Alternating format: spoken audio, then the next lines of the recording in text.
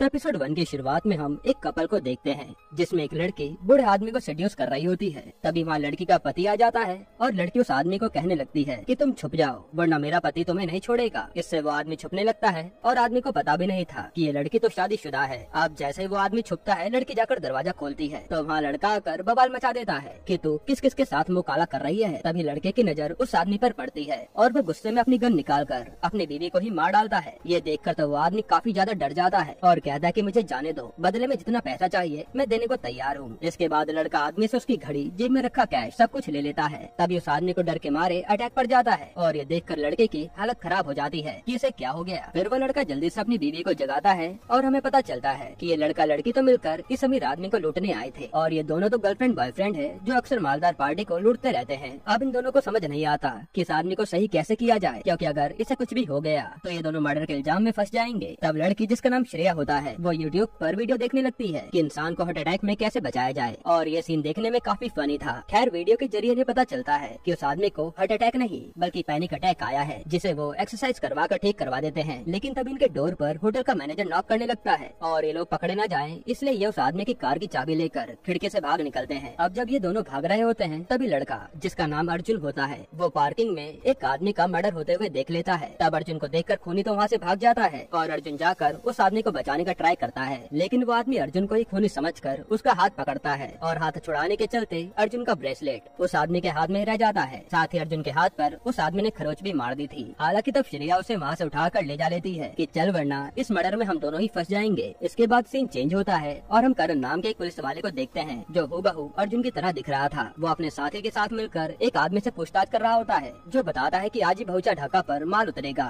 इसके अलावा मुझे कुछ भी नहीं पता। तभी वहाँ पर अर्जुन की सीनियर आती है जो अर्जुन से कहती है कि जो भी इंक्वायरी करना लिमिट में रहकर करना वरना अच्छा नहीं होगा। और हम देख पाते हैं कि अर्जुन की अपनी सीनियर से ज्यादा नहीं बनती। खैर अब सीनियर के जाते ही अर्जुन उस आदमी से दोबारा डरा धमका कर पूछताछ करने लगता है और ये सब कैमरे से उसकी सीनियर देख रही थी। इसके बाद सीन चेंज होता है और हम एक पास्ट का सीन देखते हैं जहाँ कुछ शिकारी आकर एक हाथी का शिकार करते हैं और फिर उसे मारकर उसका दांत निकाल लेते हैं। फिर सीन शिफ्ट होता है एक बहुत बड़े गुंडे कस्बे पर जो पूरी मुंबई पर राज करता है और वो गणपति बप्पा की पूजा करके वापस जेल में जाने के लिए वैन में बैठ जाता है। हम समझ पाते हैं कि उसका इतना रुतबा है कि वो सिर्फ पूजा करने के लिए ही जेल से बाहर आया था। अब जैसे कस्बा जेल में जाता है तो उसका वकील कहता है कि आपके ऊपर तो अभी भी काफी सारे केस चल रहे हैं, इसलिए हो सकता है कि आपको दूसरे जेल में शिफ्ट कर दें। वहीं हम देख पाते हैं कि जेल में कस्बे की सब लोग डर के मारे इज्जत करते हैं। तभी कस्बा वकील से कहता है कि मुझे यही जेल सबसे बढ़िया लगता है, मैं यहीं पर रहूंगा। इसके बाद कस्बे से जेल में उसका भांजा मिलने आता है जो बताता है कि हमारा माल आने वाला है लेकिन वो कस्टम वाला काफी ज्यादा पैसे मांग रहा है। इस पर कस्बा कहता है कि तू चाहे कुछ भी कर लेकिन मेरा माल सही सलामत पहुंच जाना चाहिए। पर कस्बे के भांजे को डर था कि कस्टम ऑफिसर को कुछ भी हुआ तो पुलिस वाले उसके पीछे पड़ जाएंगे। अब हम उसी होटल में जहाँ मर्डर हुआ था वहाँ CIB से आए आरिफ खान नाम के ऑफिसर को देखते हैं जो किसी मर्डर को इन्वेस्टिगेट करने आया था और वो पुलिस वाले को कहता है कि ये आनंद मिश्रा है जो कि मेरा दोस्त था। तब वो पुलिस वाला बताता है कि यहाँ पर एक लड़का और लड़की मौजूद थे जिन्होंने पहले होटल में एक आदमी को ठगा और फिर उसकी कार लेकर भाग गए। तभी आरिफ की नजर लाश के हाथ पर जाती है और वो नाखून में मिले DNA का सैंपल निकालने को बोलता है। इसके बाद आरिफ CCTV कैमरे की फुटेज देखता है तो पता चलता है कि सारे कैमरा अपने आप ही चलने बंद हो गए थे, इसलिए कुछ भी रिकॉर्ड नहीं हो पाया और उस टाइम सारे गार्ड भी टाइम पास करने निकले हुए थे, इसलिए आरिफ को कुछ भी पता नहीं चलता। इसके बाद आरिफ पुलिस वाले को कहता है कि तुम्हारे कमिश्नर को मैं संभाल लूंगा, बस तुम इस केस से जुड़ी सारी चीजों का पता लगाओ। फिर हम अर्जुन और उसकी गर्लफ्रेंड श्रेया को देखते हैं जो पहले तो जाकर खून लगे कपड़ों को बदलते हैं और फिर अर्जुन किसी और की गाड़ी चुरा कर वहाँ से निकल जाता है क्योंकि उसे लग रहा था कि अब तक पुलिस वालों को आदमी की कार के बारे में पता चल गया होगा। तभी हमें पास्ट की एक झलक दिखाते हैं जहाँ हम दो जुड़वा भाइयों को देखते हैं जिसमें से एक भाई तो काफी शैतान होता है और एक भाई काफी समझदार और ये दोनों कोई और नहीं बल्कि करण और अर्जुन ही थे, जिसमें करण अक्सर अपने शैतान भाई अर्जुन को बचाया करता था। करण अर्जुन से कहता भी है कि अगर तुझे कोई भी प्रॉब्लम होगी तो सबसे पहले मैं ही खड़ा मिलूंगा। तभी प्रेजेंट में श्रेया कहती है कि तुम करण से बात करो, वो हमें इस झमेले से निकाल पाएगा। लेकिन अर्जुन कहता है कि ये बात मैं फोन पर नहीं कर सकता क्योंकि उसकी बीवी देविका को पता चल गया कि करण मेरे से बात कर रहा है तो वो उसका दिमाग खराब कर देगी। इसलिए ये दोनों करण के घर के बाहर पहुंच जाते हैं ताकि मौका मिलते ही अर्जुन करण से बात कर सके। अब करण अपने घर आता है और यहाँ पर उसकी सीनियर पहले से ही मौजूद थी। तभी हमें पता चलता है कि यही देविका है जो कि करण की बीवी है। तब देविका करण से आज के बारे में सवाल करने लगती है तो करण उस पर भड़क जाता है कि मैं बॉस को जवाब दूं या फिर बीवी को, और इससे दोनों में ही बहस शुरू हो जाती है। इनकी बातों से हमें पता चलता है कि पहले ये दोनों सेम पोजीशन पर थे लेकिन प्रमोशन होने के कारण देविका करण की सीनियर बन गई, जो बात करण को ज्यादा पसंद नहीं आई क्योंकि वो उस पर ऑर्डर जमाने लगी थी। तभी ये दोनों डिवोर्स की बात बीच में ले आते हैं और यहाँ इनकी बेटी आ जाती है जो इन्हें लड़ने से रोकती है। अब देविका तो अपनी बेटी को लाने ले जाती है और करण को उसके साथ ही राहिल का मैसेज आता है कि चले क्या, इसलिए करण भी राहिल के साथ काम पर निकल जाता है। वहीं करण का पीछा अर्जुन भी करने लगता है ताकि उसे अकेले पाकर उसकी मदद मांग सके। फिर करण सीधा उसी कंसाइनमेंट वाली जगह पर आता है माल पकड़ने के लिए, पर वो देखता है कि ये जगह तो पूरी सुनसान पड़ी है, जरूर यहाँ पर कुछ गड़बड़ है, इसलिए वो अकेला अंदर देखने चले जाता है। वहीं देविका को उसका इन्फॉर्मर बताता है कि करण सर की जान को खतरा है जो माल पकड़ने ढका गए हैं। तब देविका करण को फोन मिलाती है, लेकिन फोन तो कार में ही रह गया था। तभी वहाँ करण से अर्जुन मिलता है जो उसे मर्डर के बारे में बताता। उससे पहले करण पर गोली चल जाती है और यहाँ से दोनों जान बचाकर भागने लगते हैं। अब यहाँ राहिल भी करण को बचाने आता है तो उसे गोली लगने की वजह से वो यही मारा जाता है। फिर करण और अर्जुन दोनों गुंडों से लड़ते हुए वहाँ से भागते हैं क्योंकि गोलियां चलनी बंद नहीं हो रही थी। वहीं देविका ने करण को बचाने के लिए अपनी टीम भी भेज दी थी और पुलिस का सायरन सुनकर गुंडे भी वहाँ से भागने लगते हैं। तभी हम देखते हैं कि कुछ गुंडे तो अभी भी करण अर्जुन के पीछे लगे हैं और जैसे ये दोनों कूदने वाले होते हैं तो अर्जुन के सीने पर और करण की पेट पर गोली लग जाती है और ये दोनों समुद्र में गिर जाते हैं। वहीं हम आरिफ को देखते हैं जिसे नाखून से मिला डीएनए सैंपल मिल गया था और वो अपने आदमी से कहकर डीएनए का मैच निकालने को कहता है। इधर करण को ढूंढने के लिए लोग समुद्र में उतर चुके थे और जब देविका आती है तो पुलिस वाला बताता है कि हमने करण सर को ढूंढ लिया है और उन्हें एम्बुलेंस वाले लेकर जा रहे हैं। इसके बाद देविका करण के पास हॉस्पिटल में पहुंच जाती है और करण को इलाज के लिए ले जाया जाता है जिसकी हालत काफी ज्यादा खराब थी। अब हम देखते हैं कि आरिफ के साथी ने डीएनए मैच निकाल लिया था जो कि अर्जुन से मैच हो रहा था। यहीं पर एपिसोड 1 खत्म होता है।